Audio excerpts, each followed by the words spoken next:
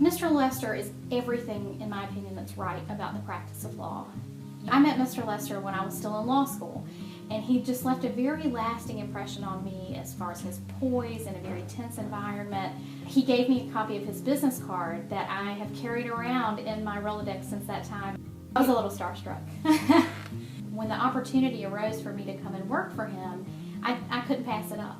When I came over here, I did not know that Mr. Lester was struggling with kidney disease because he was trying cases all over the state. He was teaching.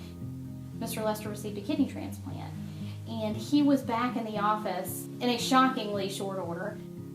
I teasingly call him the Mick Jagger of family law because he sees the drug, sex, and rock and roll of the world, because that's what family court is, but he also is one of the titans. He's one of the best. So Mr. Lester wanted to make sure that there was a premier program for people who want to have a depth of knowledge in the family court system, and so he began the Hot Tips program. He was involved in a CLE commercial where he was the most interesting lawyer.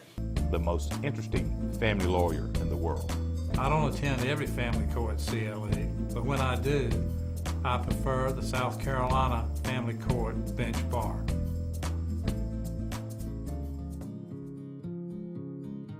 He is a dyed-in-the-wool Gamecock.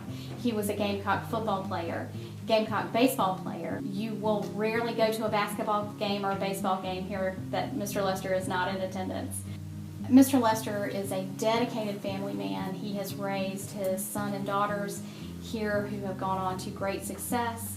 He and his wife have been married in excess of 50 years.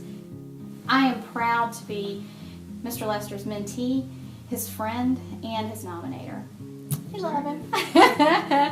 I do.